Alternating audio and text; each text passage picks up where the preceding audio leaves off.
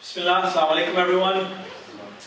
We are incredibly delighted and privileged and honored to welcome Imam Khalid, his beautiful daughter Medina, and his students from New York University to join us tonight in this to address all of you. Imam Khalid has an extraordinary biography. I could not do it justice by reading the entire thing. I'm going to read, for people that are unfamiliar with Imam Khalid's work, which is probably very few of you, I'm going to read a quick blurb and then offer a personal introduction, and then we'll invite our teacher to the stage, inshallah. Imam Khalid Latif is the Executive Director and Chaplain at the Islamic Center of New York University, also known as ICNYU, and affectionately known by the New York community as the IC. He's the youngest chaplain to ever be appointed to the New York City Police Department. He's the co-founder of Honest Chops, the first ever all-natural, organic, halal butcher in New York City. Imam Khalid's powerful oratory skills and his exceptional ability to compassionately cross interfaith and cultural lines is world-renowned, mashallah. On a personal note, I've known Imam Khalid for more years than I can remember. I am honored to call him a colleague, but more importantly, a friend and teacher.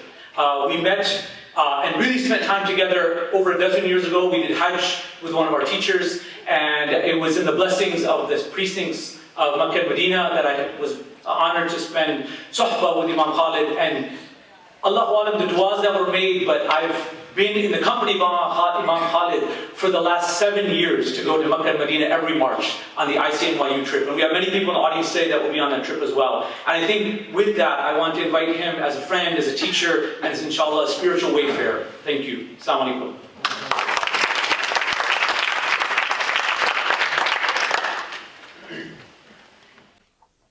Assalamu alaikum wa rahmatullah.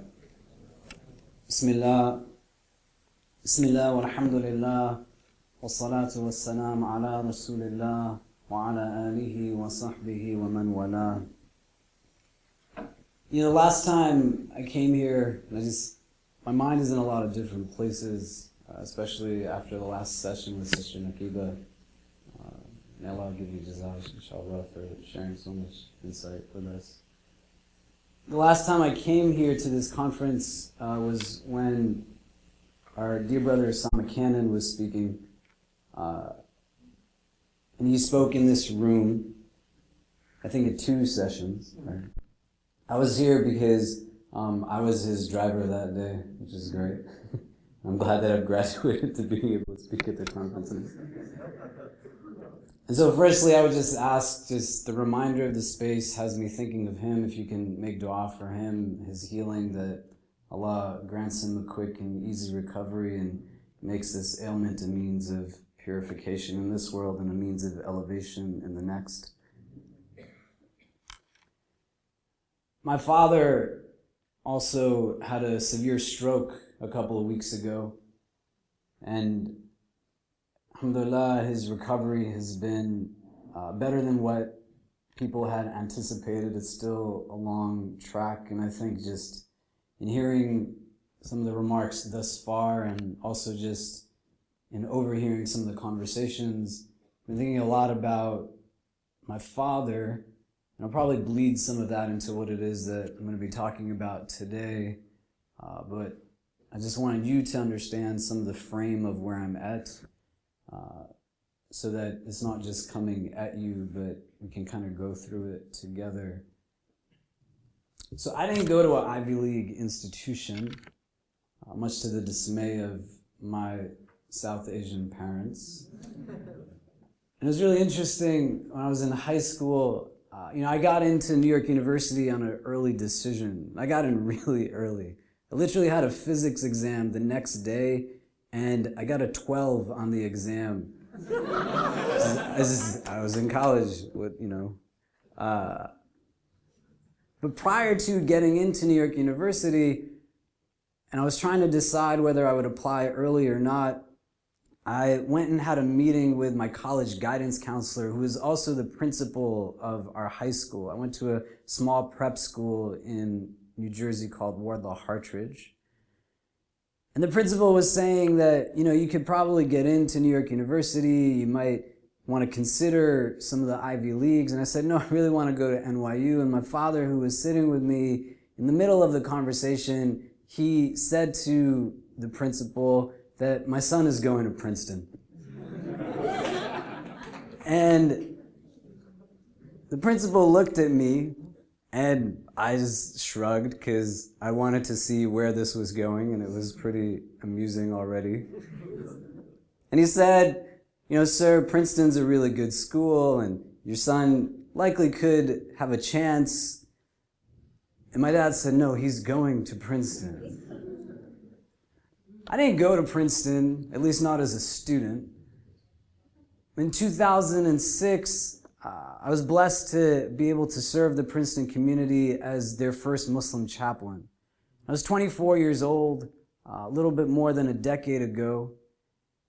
And it was very intimidating to be a 24-year-old on Princeton University's campus. Because from day one, the people that I met were, here's Cornel West, and here's Toni Morrison, and here's the founder of Amazon.com, and this person's responsible for the resurgence of China's economy.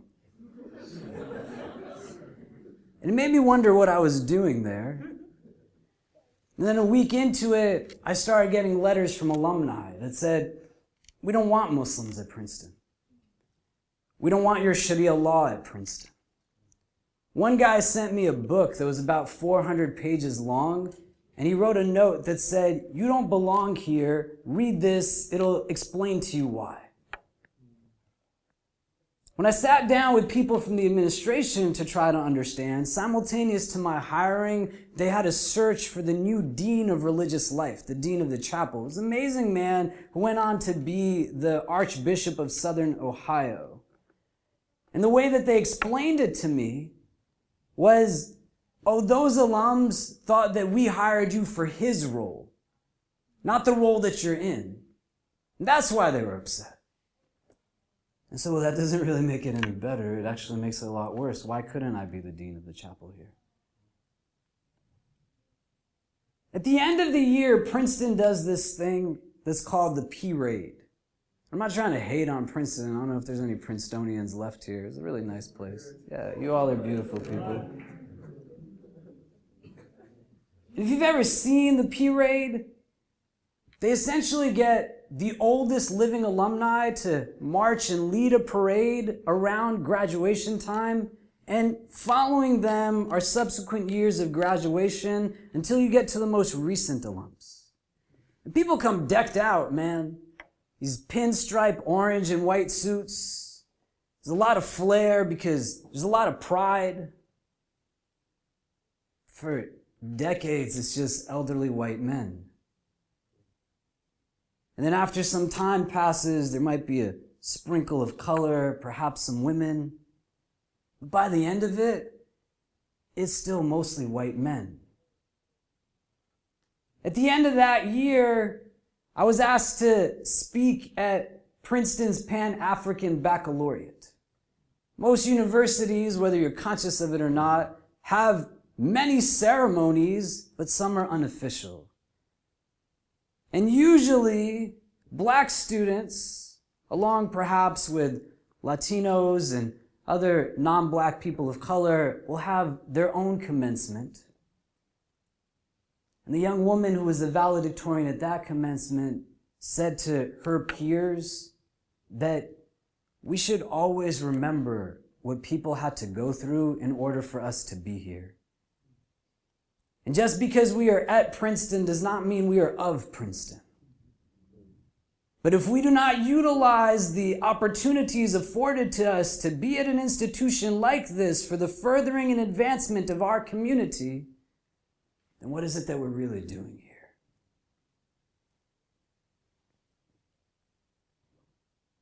Most of this country's higher education system is built upon supremacy. And to understand and assess that in the frame of what I was asked to talk about, beloved community, referencing Martin Luther King Jr. and his notions of what it meant to be part of a society that had transcended bigotry and hatred to the extent that real love and real compassion dictated how it functioned, and principles of justice and true equality were the prisms through which people made their decisions. But a lot of us are in a space where we don't necessarily understand how we can leverage what it is that we have access to in terms of the best of our talents, the fundamental principles and things that are a lot deeper than the fundamentals that are afforded through us to an amazing religion that speaks about the inward and the outward unlike anything else, and can give us a sense of empowerment and confidence that allows for us to move forward in such a way that we can really be the reason people have hope in this world, and never the reason that people might dread it. The starting point has to be for you to really assess why you go to the school that you go to. And the era that we find ourselves in is quite anti-intellectual. That you all go literally to some of the best colleges, universities in the world. And you don't want to have a tired, regurgitated reflection here that has you a week from now not still thinking. So when I ask you the question of why you are here and what you're going to do with it, actually answer it for yourself. Because that era that is anti-intellectual, that breeds the racisms that we see, that prevents the development of real beloved community, it socializes and pumps you out to be workers. You're going to be doctors. You're going to be lawyers. You're going to be engineers. A lot of you are going to work in finance because the Ivy institution, built off of small numbers of students, breeds you to go into high-paying jobs so that you can come back and donate more back to the university and keep the cycle going. There's nothing wrong in learning how to be a doctor, a lawyer, an engineer, an artist, an academic, even an activist. I'm going to say, within that pedagogy that tells you to harness the dunya as if it is the only crutch that you can stand on, when they're teaching you to be workers, who's teaching you how to be a thinker? Who's teaching you about why you love what you love, or why you hate what you hate, why you desire the things that you desire? And I'm not going to say that you shouldn't learn and study, because we create these absolutes that make no sense whatsoever, and then we throw it at audiences that we have no connection with, and it's irresponsible. Go be a doctor. It's a good thing to do. But the way you studied math and English and science and whatever else to get to these places, if you just compare that to the amount of time that somebody actually sat down with you and said, this is what love is. This is what integrity is. This is what honesty is. This is what patience is. This is what character is. I know that you probably got as much access to it as I did. That nobody ever sat us down and told us that this is how you be, in the sense that rendered that goodness that we're seeking. I went to Bangladesh a few weeks after they opened the border for the Rohingya refugees. May Allah make things easy for the people of Myanmar. And when I came back, I was giving a khutbah a little while later at a masjid in Texas. And I got off the minbar, and in that khutbah I had spoken about racism and love and compassion and hadith that are foundational, at least within the Sunni tradition, in which the Prophet ﷺ makes conditional of the completion of our faith the fact that we love one another. You will not enter paradise until you believe is a premise that qualifies numerous hadith in our tradition. You will not enter paradise until you believe, and you will not believe until you love for your brother what you love for yourself. You will not enter paradise until you believe, and you will not believe until you love one another. When I got off that minbar, and people started to say to me that we didn't know it was that bad in Bangladesh. And they said, but in the khutbah, you talked about it in prisms of race and class. And I said, that's what it is? And then one brother came to me, and he was wearing this long white thobe, had a really big beard, was probably 50 some years, came from an Arab background, and I'm not trying to stereotype him. I want you to get him in your head.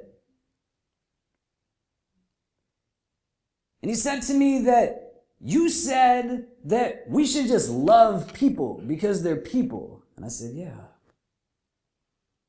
He said, I've never heard that before. I said, what do you mean? He said, doesn't the Quran tell us that even if our fathers or our sons have kufr in them, we should hate them? And we went back and forth and talked about mercy and compassion. And doesn't the Quran say that the Prophet was just sent to be a mercy to this world? And he wasn't trying to be argumentative. He was just struggling to try to get it. The next day, I went to a lunch with the people who invited me there, and their donors and others, and I started to talk to them about this brother. People shrugged their shoulders and rolled their eyes, and I heard a lot of frustrated sighs out loud, and I said, y'all don't get what I'm saying. And understand the subtlety of arrogance. You don't want to believe that you know better than somebody else. You don't even know the guy that I'm talking about. But I said, this brother looked like somebody who went to Jummah his whole life. And if he was 50, and he even started going to Jummah when he was 20, that means for 3 decades, he went to a Friday prayer for at least half an hour every week, 26 hours a year, for 30 years. How is it possible nobody ever told him to love people, man?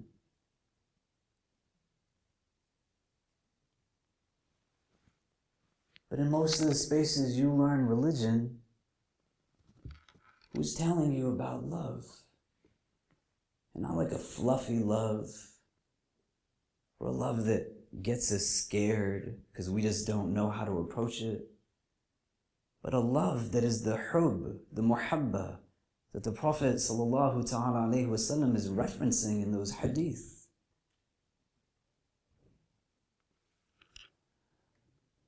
A love that is critical, that prophetic voices like King told people to combat darkness with. Hub, muhabba, shares the same root as the word for seed in Arabic, habba.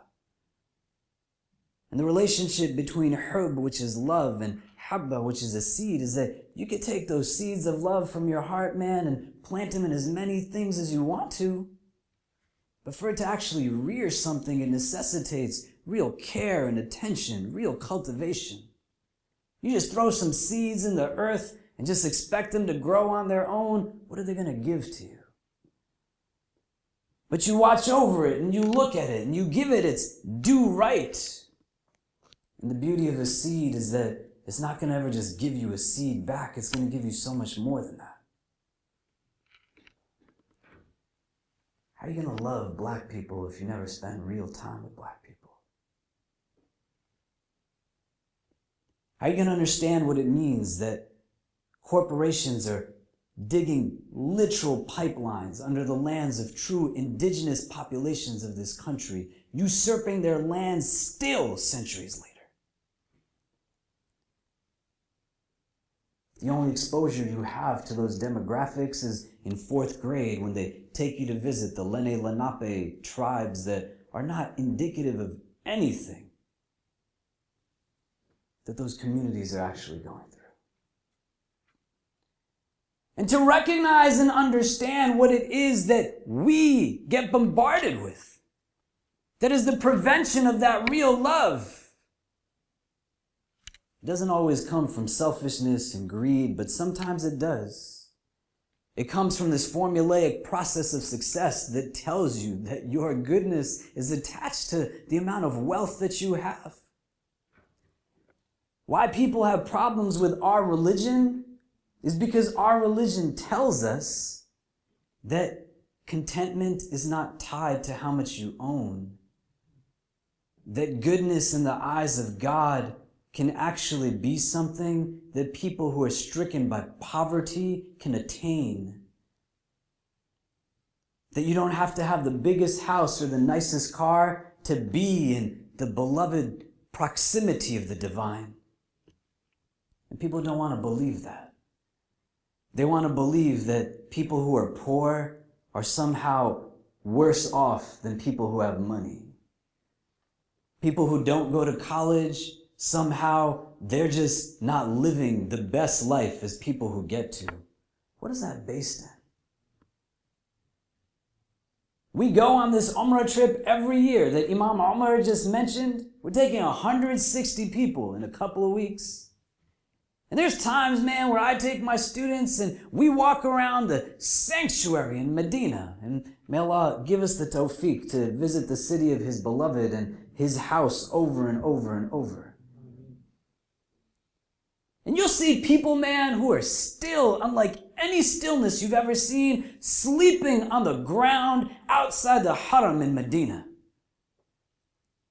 And I'll ask my students, what do you think? And they'll say that, it's crazy. We're in these 5-star hotels overlooking these people and they're just lying on the ground. And I realize that I have so much more than them and I'm so much better off than they are.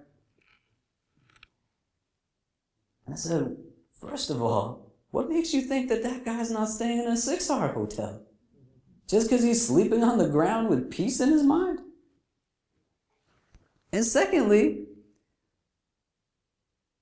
why do you think because you are in a hotel and he's on the ground that you enjoy life more than he does?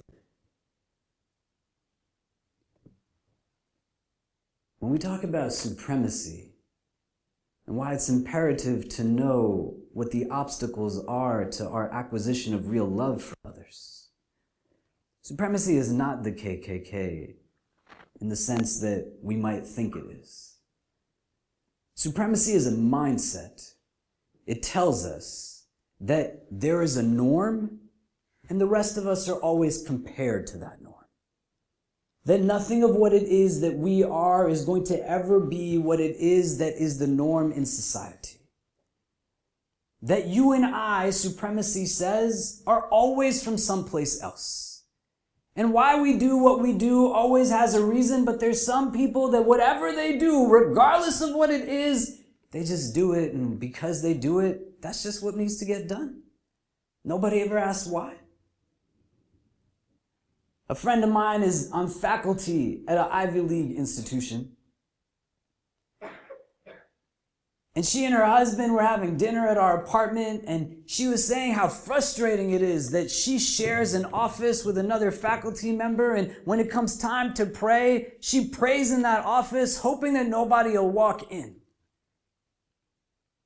And she says all the time, almost every day, the same people just keep asking me, why do you pray 5 times a day?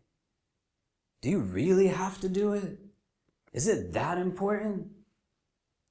She said, one of my colleagues said to me, I'm trying to be Buddhist right now. And so I just go in the bathroom and I meditate in there. Why don't you just go pray in the bathroom? And she said, I'm just so frustrated. I said to her, do you ever wonder why everyone's always asking you why you do what you do the way that you do it? And do you ever wonder why nobody's asking that white lady who's trying to be Buddhist why she's praying in the bathroom?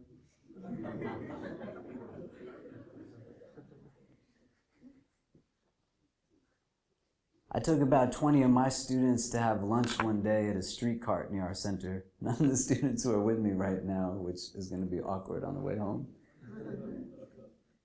And we're ordering our food, waiting for things to get done, and this middle-aged Caucasian woman is standing behind us, and she pushes her way through our group saying, excuse me, excuse me, excuse me, can't you understand what it is that I'm saying? I'm trying to order my food. And when she gets to the front of the line, she looks at me face to face, and she says, oh, I guess you can't understand what I'm saying. Tell me, how do they say excuse me where you come from? I said, we say, excuse me. And she said, no, the place where your family's from, how do they say excuse me there? I said, we're from Jersey and we say excuse me. She couldn't understand how somebody that looks like this is actually from the same place that she's from. You gotta understand something. Many of you are gonna go into a workforce that your hesitancy in telling people that you need a place to pray is not going to be because you don't want to pray or it's not important to you, but you're going to always be basing your decisions off of what somebody else thinks about you. You're going to be scared because it's not acceptable. It's not normative. That's what supremacy is. That when in our historical lineage, our heritage is the reality of slavery, the reality of colonization, the reality of imperialism, and it's intertwined with patriarchy. It's intertwined with overt capitalistic desire that says, go and get yours as much as you can, regardless of what it does to somebody else's living or existence. What supremacy does is that it gets you to think that what you're thinking is your thoughts. But you're not thinking things that you're thinking something that somebody else wants you to think under the guise of you thinking that it's you thinking what you're thinking. Do you get what I'm saying? Why is deen important in all this?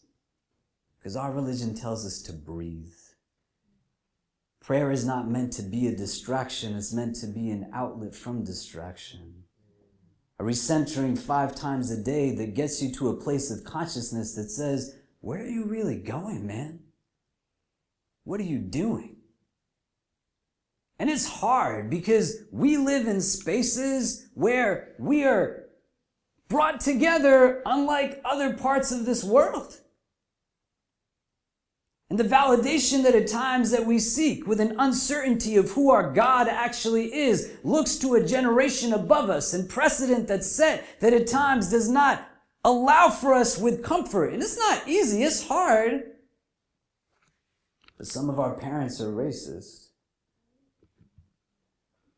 Some of our communities are racist. If you ask me, where does it all come from? And why it's important to understand is because the point of religion, man, isn't that you just sit and you pray and whatever. You do those things, but it has a purpose to it. And good religion to me is about living your faith in such a way that it actually addresses societal ills that are transpiring around you. And if right now your Islam is not calling you to understand the harsh realities of racism and classism that this country is built upon, and how you are privileged to be at an institution such as this and many from which you come. And not just you all who are from Ivy Leagues. I say it to my kids all the time who are at NYU. The egocentricity is pervasive. But we're Muslim, we're supposed to do it differently. And the distractions that shaitan has piling upon your heads, that at institutions that are qualified at being such a level of education that they're higher, you still have the same tired conversations around gender. You build Muslim student groups that are South Asian dominated, Sunni oriented, ethnocentric in ways that you don't understand how that in and of itself is the distraction. And you just talk about the same stuff over and over and over again. So you got to break it out a little bit differently. And the basis of it has to be real love. That love that our teacher, sallallahu alaihi wasallam, talks to us about. It's hard. And I'll tell you it's hard. I find myself a lot the only Muslim in spaces where not only everybody is not Muslim around me, but people hate Islam. And if you can follow my flow of thinking, I want you to understand that for us in this room to recognize what it is that we can be tomorrow, you have to understand what our sister Naqiba was talking about. Because the base of anti-Muslim sentiment in this country is anti-blackness. The reality of our country's founding was an aspiration towards diversity that the European context through which people left from did not aspire towards. And as Europe embraced secularism and liberalism after they had launched crusades in the name of religion, and they launched transatlantic slave trades in the name of religion, our country did not fight its worst battles in the name of any faith or religious system, but our country's worst battles were fought over race, ethnicity. The Civil War in this country was about what? The foundational documents of this land gave full privilege to white men. Women were given nothing, and black men and women weren't even considered to be a whole person in comparison to their white counterparts. And it didn't just stop there. Connecticut, where we are right now, in the North, its last Jim Crow law on the books was in 1935. That's not that long ago. I took students to Houston a couple of weeks ago. They had Jim Crow laws being enacted into the 60s, man. The remnants of that nonsense, it's still there. You want to be able to know how to navigate some of this? First and foremost, understand that empathy is not meant to be a tool that dismisses people's realities that are distinct from our own. And I say this to you, man, as somebody who has a lot of connections. I've spoken at things with people like the Pope and the Dalai Lama. I've been interviewed by Katie Couric a bunch of times and Stephen Colbert. I've been on the cover of Newsweek magazine. I've still had the FBI up in my house. When I ask them what they want from me, they say, "You're just too good to be true. Know that we're watching you." Getting on and off of planes is not a fun experience. The realities of being detained, profiled, surveilled, I could tell you in deep detail. I still couldn't tell you what it's like to be a black person living in this country. And you have to understand that, because if we deal only with symptoms, we don't take on actual ailments, then we're not actually really fixing anything.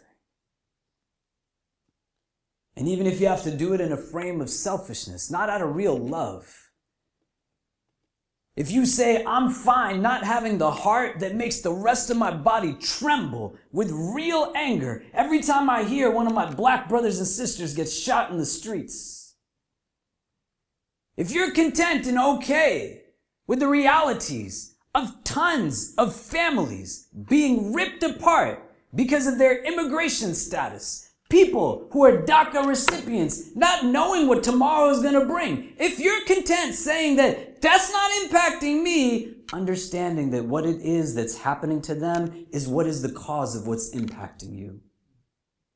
And if you are going to Yale and Princeton and Columbia and wherever, and your degree is about you making money, then you don't get what it is that's really going on.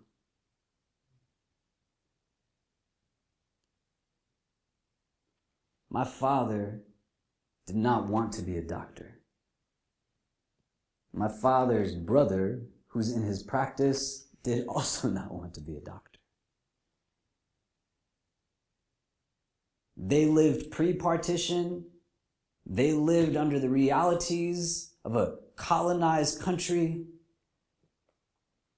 My grandfather, my father's father, rode a bike every day to a bank where he was a teller and then came back to where they lived, post-partition in a town called Gwalmandi in Lahore in Pakistan. And then he would take my father and my uncle, make them sit in the street under a street lamp to read because they didn't have electricity in their house. And why my grandfather wanted my dad and my uncle to be doctors is because one of the few things that you could do under that racist, colonized mentality that didn't have you answer to a white person that told you to shave your beard and grow your mustache and part your hair to the side was being a doctor. And some of your parents want you to be doctors for that reason, even if they don't know that that's what it is. The kind of doctor my dad was, I didn't realize until he had his stroke. I knew it a little bit, but not so much. And what really moved and motivated him was kindness and compassion and love. It's crazy, man.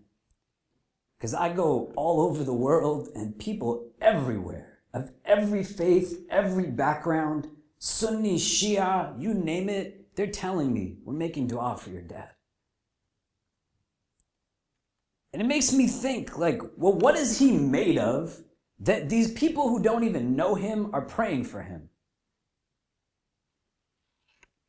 And then one elder woman, she said to me that, your father, to me, just represents the hadith that says if God loves somebody, he announces it to all of the heavens. And there's a trickle-down effect of that love. That name gets announced and people just, they're there with it. I walked into a Walgreens in New Jersey to buy some water for my mother. And the man behind the counter is staring at me. And I'm full of myself. He said to me, I recognize you. And I'm like, oh, maybe he saw me here or there. And he says, are you the son of Dr. Pervez Latif? And I said, yes, my father. And you got to understand, for me growing up, I didn't look like this. I was clean shaven, I had really long Pantene Pro V hair, I was a real pretty boy, which I'm very far from anything pretty at this point. It was probably the first time in my entire life that somebody told me I looked like my dad. I actually had people when I was growing up say to my face when they met me alongside my father that you are the doctor's son? And this man at Walgreens, he said to me that your dad has been my doctor for 16 years. And he's been the kindest man that I've ever met in my life. I walked down the street to an Italian barbershop and this guy named Jack asked me, how's your father doing? He said, I don't make so much money. My mom is really sick. He just gives me medicine for her. Literally, a week ago, some random guy walked into our Islamic center at NYU and he said to me, I'm praying for your father. And I said, thank you.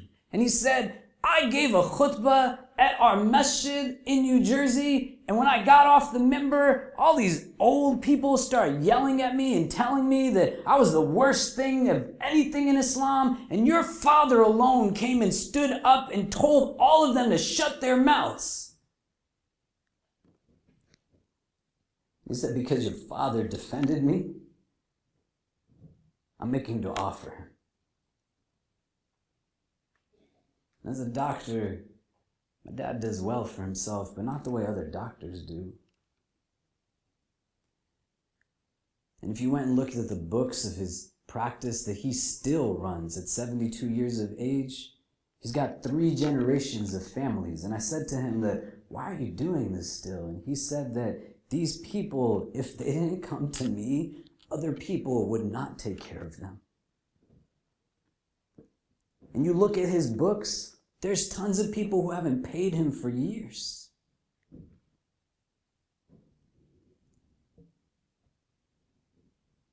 said, that's kindness. That's compassion. That's love. He never throws it out. He never sat down with me and said, look at everything that I did.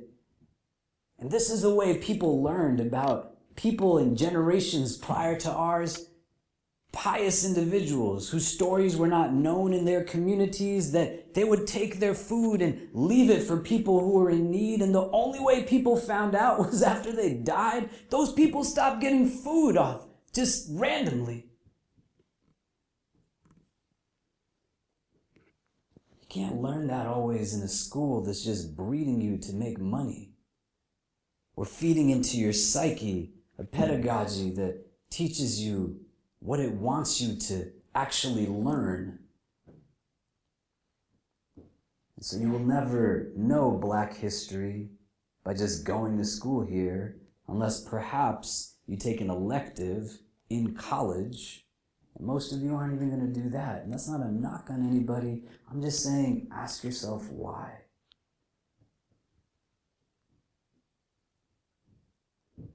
If you want a starting point for yourself, I would say read the book, The New Jim Crow by Michelle Alexander.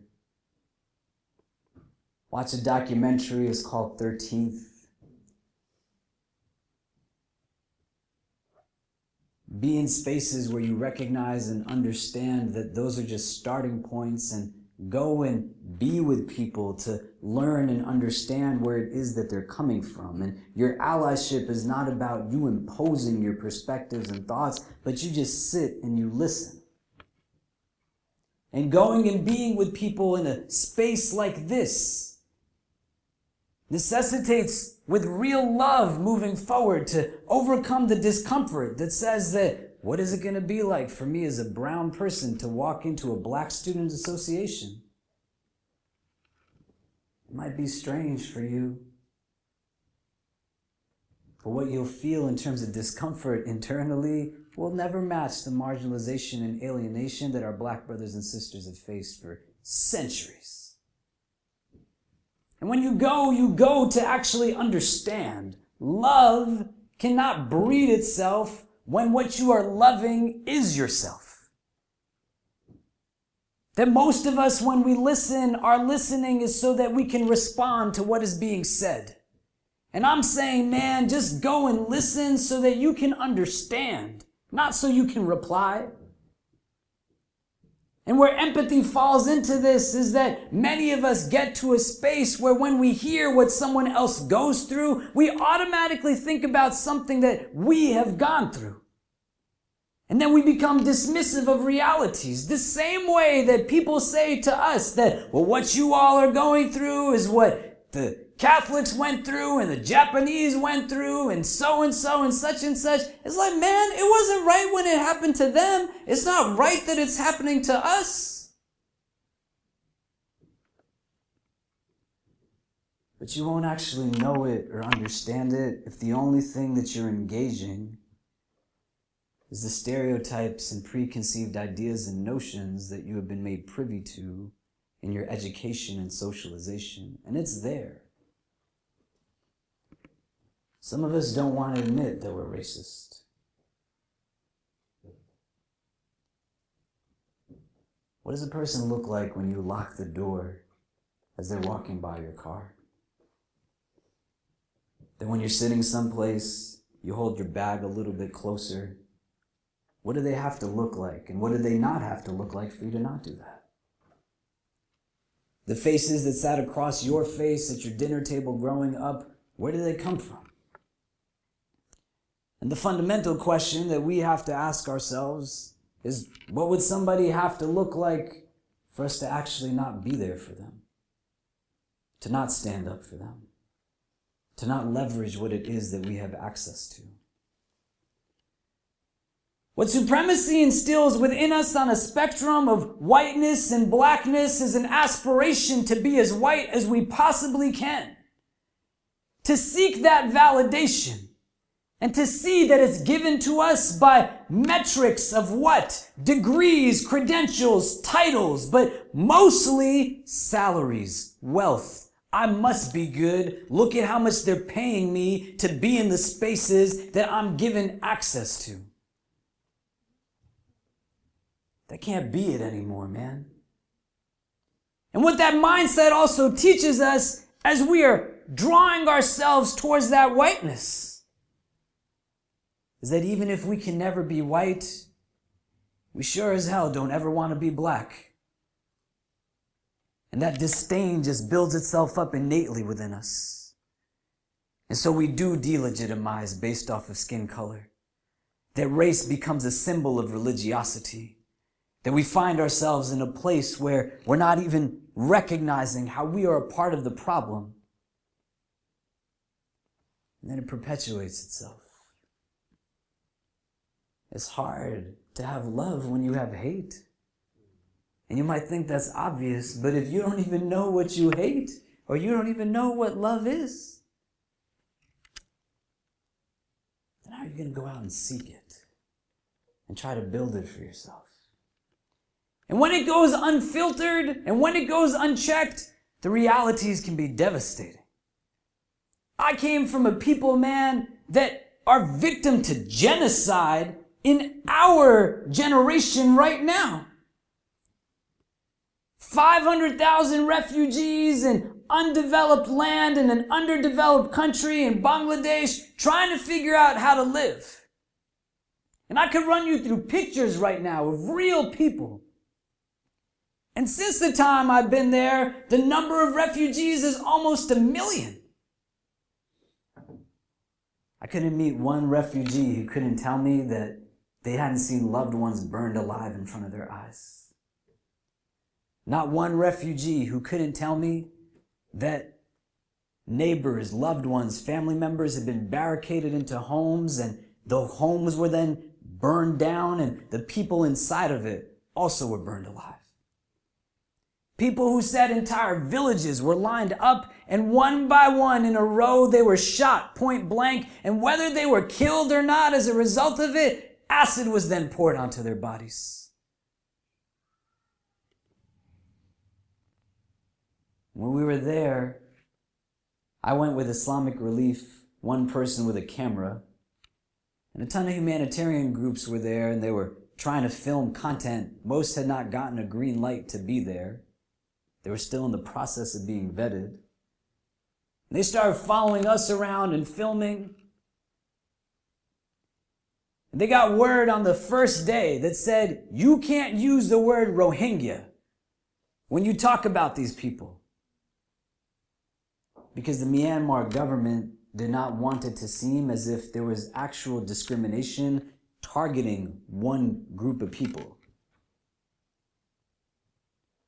The second day we were there, the UK-based organizations, they were told you can't even use the word refugee. And they said to me, what do you think about all this? I say, look, man, it's not eye-opening or surprising. Where I come from, our government does this to black people. They control narratives. Fear gets constructed. They impose upon us mindsets. And everything the Prophet ﷺ says is true. The dunya becomes the distraction. And it calls you towards it in a way that you're not recognizing what it is that it's actually taking away from you. And they said, well, what does it make you feel like? And I said, I've been in war zones before. I've been in refugee camps, conflict zones before. I said, what's killing these people is not just the perpetration of hate on the part of those who are bigoted and racist, but what's killing these people is a global epidemic of indifference. That so many of us have the ability to actually intervene and do something, but we still just sit back and watch and do nothing. You have immense opportunity where you're at right now.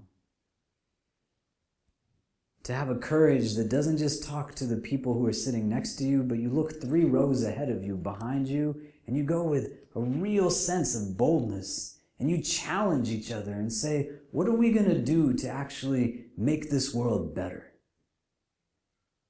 the skill set, the knowledge, the credentials, with a recognition that our Quran tells us, وَلَقَدْ كَرَمْنَا بَنِي آدَمَ, that all of the children of Adam are given dignity and elevated. No qualifications. You help people because they're people. And then embedded within that is you live a dignified life as an actual human of dignity. That your words and language carry real weight to them. That you never mock or ridicule on any element of gender, race, ethnicity, religious distinction, class, whatsoever. But you speak words of truth and hope and real compassion. That your demeanor, your persona is one that with a sense of real pride, you move through this earth that God has given to you as a means of your own growth and sustenance, not distracted by it, but seeing it as a means to a world that is much bigger than this one.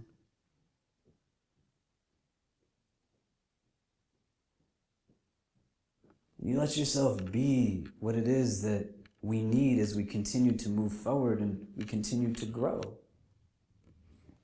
How will you love somebody if you never spend time with them? How will you love somebody if you never hear from them where it is that they're coming from? How will you love who they actually are when they have to be something that they're not in order to be in front of you? How will you build that love if you only stick with people that are just like you? So you start to take those steps. You start to build for yourself the recognition that you and I, we together, we can do it differently. We move forward in a space where we know and remember who our teachers are. And we take what it is with an air of confidence and gratitude towards the divine that he has endowed us with certain skills and capabilities to go and utilize for our benefit as well as the benefit of his creation. We start to build what it is that we have full capacity to build. Because who's going to build the free clinics other than you all as doctors? Who's going to build the legal advocacy groups other than you all as lawyers? Who is going to build the domestic violence shelters? Who is going to build the orphanages? Who is going to build what it is that we have capacity to build? But we're afraid to do it differently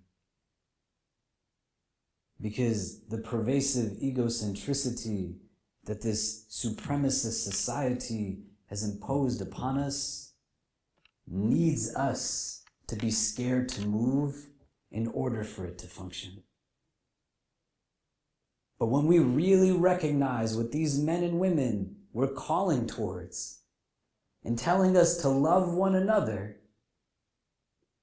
and seeing that our strength is unmatched when we can put aside these things and not pretend like they don't exist, man. I know I'm talking a lot. I'm going to wrap up, but you got to understand something. It's offensive to say things like Islam is colorblind when you are not the victim of the racism that this country is built upon.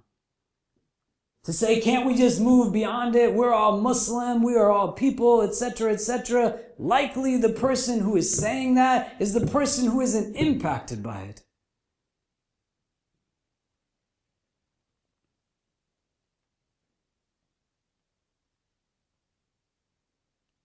And you start to see and understand how it just gets put upon you. The way this country has influenced many of us to think of our black brothers and sisters synergizes media, politics, and so much. So at a time when the war on drugs was being concocted and crack was being pumped into black neighborhoods all over the country, and politicians were utilizing words like predator and thug, and TV shows like Cops was airing on national television, usually having white men in blue uniforms arresting black men for all of the country to see, reinforcing a passivity as mass incarceration reared its ugliness. disrupting and devastating hundreds of thousands of innocent lives. The war on terror doesn't build itself out any differently. Words like terrorist, jihadist, Islamist, fundamentalist. TV shows like Homeland and 24, Jack Bauer introduced as a character to American public 2 months after September 11th. And you could say they're trying to help people heal. I would say they know what's going to jump their ad revenues. If you stop thinking and you stop reflecting, if you stop being recentered and understanding that your inner self ties itself to your outer engagement, you don't find synergy between the organ of cognition that is your mind and the organ of cognition that is your heart, your days are just going to keep being the same over and over. And there's not anything wrong with that, but then we're not benefiting from all the right that you can bring. We're not able to harness the blessing that is uniquely you, because you're confined into these constraints that no longer we should be confined into. So take some time in your college experience to stand and speak with others. My daughter's here. I don't know if she's still awake or not. Are you awake? Yeah, thanks. My daughter was 4, and her brother was about 1.5. I took them to Standing Rock in the middle of the winter. My wife was there too, and we took about a dozen of our students from NYU. We met some students from Zaytuna, and Sheikh Daoud Yassin was there with them. Linda Sarsour came with us also. And it was snowing like crazy. And the chieftains of the tribes there every morning would gather people around a large fire. And some of the things that they said to the people who came to help them was, know that we appreciate your being here, but when you are here, you have to go by our instruction, not your instruction. Because how you conduct yourself is not going to leave a mark on your reputation, it will leave a mark on our reputation. So they told people to abide by their tradition. And they had people in a space where they relented to the fact that they were taking instruction from the people whose land it was. And people said to me, why did you take your baby boy and your 4-year-old girl to stand in the middle of this blizzard? I said, look, man, firstly, I got to show my students that it doesn't take a lot to actually go and be with people where they are. And with my baby girl and my son, who I love more than anything, I need for them to understand when we talk about places like Standing Rock later when they're older, that when they were younger, we just didn't talk about it, but we actually went to be with the people where they were. That I could say to them that you stood in that space. And if that land is going to testify what it is that we did upon it, it's surely going to say what we allowed to be done to it. But in their upbringing, I'm not going to keep them in boxes. And to let them understand that, yeah, fine, maybe we're not taking a vacation elsewhere, and we do. I took her to Disney World. But it doesn't have to be either or. It could be both and. And so you start, and you move forward. Do a semester abroad, but visit the parts of the country that the university isn't taking you to. Spend some time in parts of New Haven that people tell you, don't walk in those parts. Go to masjids that if the khatib isn't allowed to be black in your masjid, it doesn't mean that there ain't black khatibs somewhere, man. But venture out of your bubble. It's going to make your growth exponential. And then that beloved community that we're looking for is a community that we're going to build. that we will have the aspiration towards actually constructing, and then we leave a legacy behind that says that what we found that was good, we made sure that we left it that much better for those that were coming after us. And we took every breath that we were blessed to breathe in this world in a way that reminded us that regardless of what everybody else does, we're Muslim. We're supposed to be doing it differently. If I can ever help any of you in anything you have going on, please don't hesitate in reaching out. If you're ever in New York City and there's something that we can do for you there, let us know. It would be an honor to return the hospitality and graciousness that we were met with here. But if this is the only time that we are meant to be together, then I pray, inshallah ta'ala, Allah Azza wa Jal gathers us all together again in the best of places in the world beyond this one. Please keep me in your dua. You will be in mine. May Allah subhanahu wa ta'ala give to us and our loved ones only the best in this world and the best in the next. Wallahu ta'ala alam wa billahi tawfiq. Wassalamu alaikum wa rahmatullahi ta'ala wa barakatuhu.